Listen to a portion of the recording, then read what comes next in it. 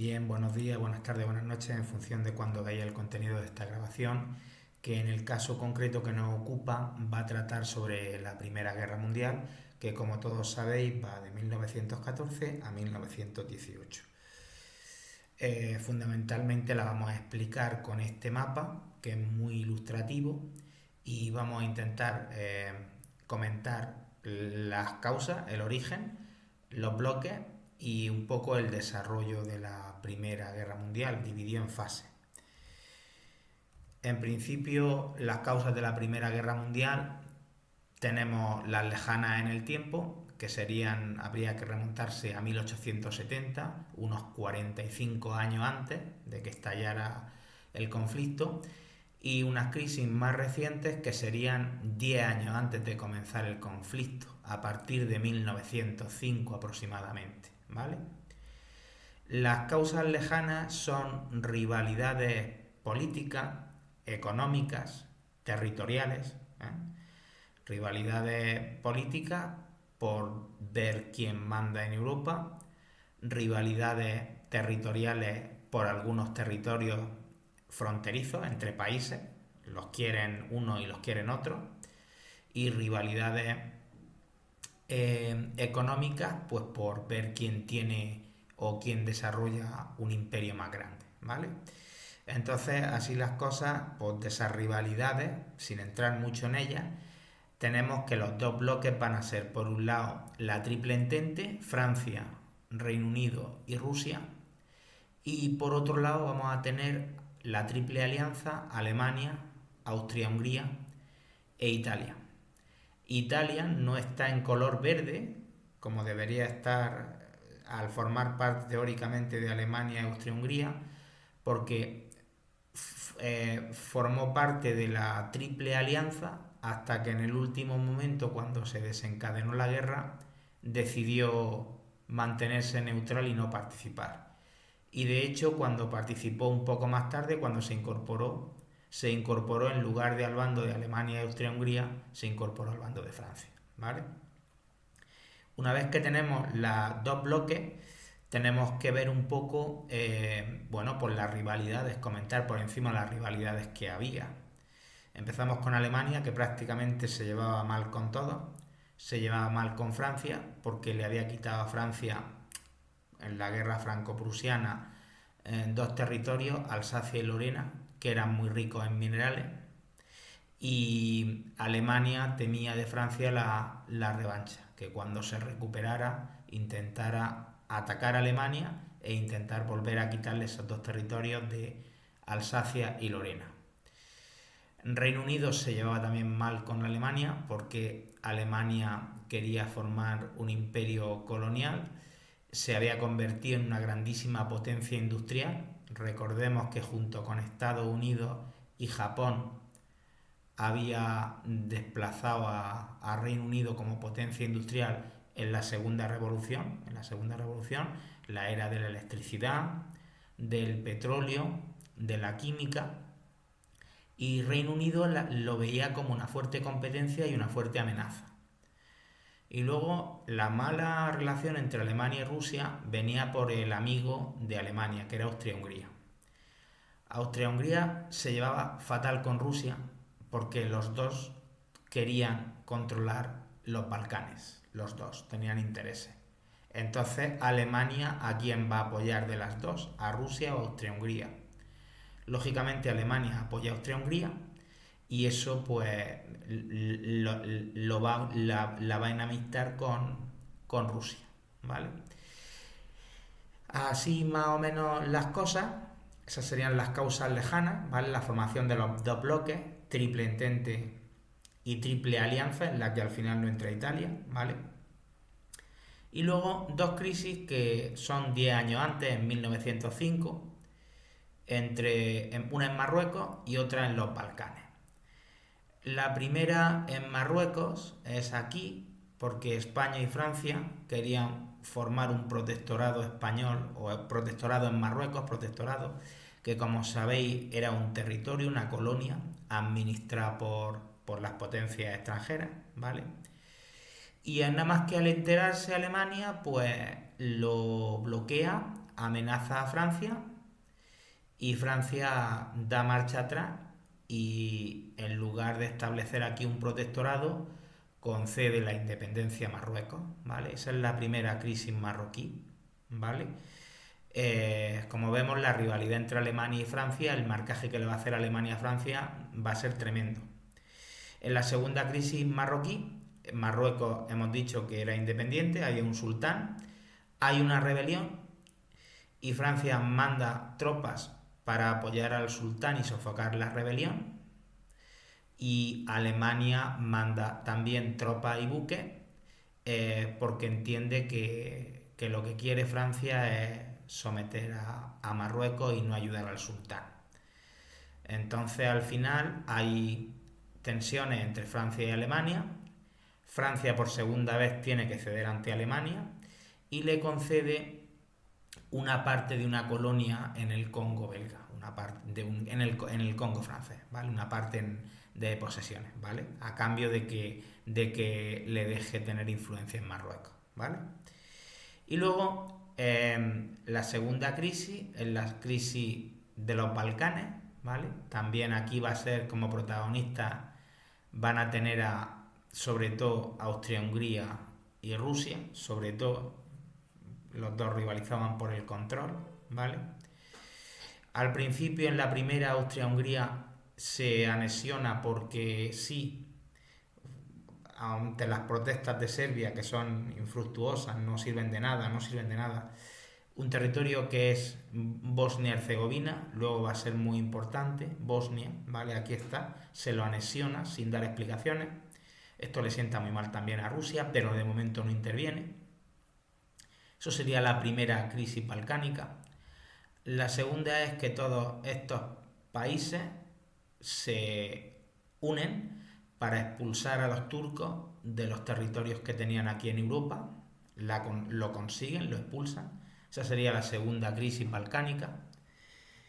Y la tercera crisis balcánica es que una vez que han expulsado a los turcos de estos territorios de aquí de Europa, los han expulsado, empiezan a pelearse, sobre todo Serbia con el resto, por el dominio de esos territorios. ¿Quién gana? Pues gana Serbia apoyada por Rusia, ¿vale? Frente a todos los demás, prácticamente. Serbia vencía una coalición liderada por Bulgaria y apoyada por el resto de países, ¿vale? Esos serían los como enfrentamientos anteriores al conflicto, ¿vale? Luego ya en las características de la guerra tenemos una guerra que en recursos humanos moviliza a 70 millones de personas, ¿vale? En recursos técnicos cada vez se hacen armas más mortíferas y letales, aprovechando los avances de la segunda revolución industrial. Estoy hablando de submarinos, carros de combate, gases asfixiantes, aviación, todavía en estado no muy avanzado, pero todas esas armas ya aparecen en la Primera Guerra Mundial. Y luego en los recursos económicos se pasa en todos los países de una economía de paz en la que se fabrican, en la industria se fabrican sobre todo bienes de equipo como máquinas o bienes de consumo como ropa, ¿vale? Se pasa de una economía de paz a una economía de guerra en todos los países en la que las fábricas dejan de producir ropa y empiezan a producir armas. Y todos estos países, al entrar en la economía de guerra, no van a tener reparo o no van a tener o sentir culpa en endeudarse y pedir préstamos a países como Estados Unidos, Japón, para seguir fabricando armas, mientras que su población civil cada vez es más pobre y pasa más hambre, ¿vale? Todo esto sería más o menos los prolegómenos o lo anterior a la Primera Guerra Mundial. En cuanto a las fases de la guerra, lo primero que tenemos es el casus belli, que es la gota que derrama el vaso. Se produce, ya lo hemos dicho aquí, en Bosnia y Herzegovina, aquí. ¿Y qué se produce en Bosnia-Herzegovina? Pues que en su capital, Sarajevo, es asesinado el archiduque Francisco Fernando a manos de un estudiante serbio, ¿vale? El heredero al trono austrohúngaro es asesinado por un serbio, ¿vale? Aquí, en una zona que había conquistado hacía muy poco el Imperio Austrohúngaro, esta zona. El Imperio Austrohúngaro culpa a Serbia y le manda un ultimátum que Serbia no puede cumplir, entre otras cosas porque las condiciones que le exige Austria para no ser atacada son imposibles. Como no lo puede cumplir Serbia, no es que no quiera, es que no puede, es un ultimátum imposible de cumplir. Austria-Hungría ataca a Serbia. Y una vez que Austria-Hungría ataca a Serbia, se pone en marcha el juego de alianzas. Austria-Hungría ataca a Serbia e inmediatamente Rusia apoya a Serbia. Cuando entra Rusia, inmediatamente Alemania entra a favor de Austria-Hungría. Y al entrar Alemania, entran Francia y Reino Unido a favor del bloque de Rusia y de Serbia, ¿vale? Ya tenemos la Primera Guerra Mundial en marcha, ¿vale? Una vez que hemos explicado el asesinato del archiduque, ¿vale? En territorio por un estudiante serbio, ¿vale? La guerra tiene 4 fases. La guerra de movimiento es que Alemania esto ya lo llevaba preparando mucho tiempo y su idea fundamentalmente se basaba en el plan Schlieffen, ¿vale? Era un ataque rápido como tenía 2 frentes, ¿vale? Pues fundamentalmente era un ataque rápido a través de Bélgica para conquistar Francia, y una vez que hubiera derrotado a Francia y ocupado, concentrar todo su ejército para conquistar Rusia. ¿Qué ocurrió? Que le salió el plan mal. Alemania, como tenía previsto, ocupó Bélgica, pero Francia es capaz de parar aquí en la batalla de Verdún y en la batalla del río Somme. Francia para a Alemania, la para, no deja que la conquiste. Y por otro lado, Alemania lanza también una ofensiva en el frente oriental contra Rusia y tampoco tiene éxito. Digamos que Rusia consigue detener esa ofensiva, pararla, ¿vale? Esa sería la primera parte, guerra de movimiento. Una vez que han pasado esa guerra de movimiento, los frentes se estabilizan y se inicia la guerra de posiciones, ¿vale? Que no es ni más ni menos que durante 1916 y 1915 y 16 los frentes se estabilizan, se cavan trincheras y prácticamente no hay ni avances ni retrocesos durante 2 años, ¿vale? Así están durante 2 años. Así están hasta que llega el año 1917, que es decisivo porque van a ocurrir dos grandes acontecimientos. El primero es que en Rusia estalla la Revolución Rusa, que veremos en el próximo tema, y decide salirse de la guerra. Para ello firma con Alemania la paz de Brest-Litovsk y a cambio de cederle Rusia a Alemania muchos territorios, muchísimos territorios al este, ¿vale? Consigue salirse de la guerra, ¿vale? Esto Francia y Reino Unido lo van a ver como una traición, ¿vale? De su aliado hasta ese momento, porque Rusia firma la paz con Alemania sin contar con ella, ¿vale? Lo van a ver como una traición y un abandono. Pero al mismo tiempo va a entrar Estados Unidos a favor del bando de Reino Unido y Francia, ¿vale? Y bueno, Estados Unidos es una superpotencia que va a aportar recursos demográficos, recursos militares, recursos armamentísticos que van a decantar la balanza del lado del lado de Francia y Gran Bretaña, ¿vale? Así, gracias a la participación de Francia, de Estados Unidos, en 1918 se firman poco a poco el armisticio de los países que estaban todavía luchando contra los aliados, que eran Alemania, Austria-Hungría, Bulgaria y el Imperio Turco. Eran esos cuatro, o si queremos Austria-Hungría dividirlo en dos, ¿vale? Austria y Hungría, ¿vale? Así se firma en 1918 la paz y el fin de la guerra.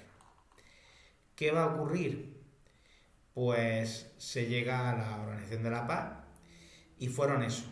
Se celebra en París, por eso se llama Organización de la Paz en París, y lleva 2 años de reuniones, ¿vale?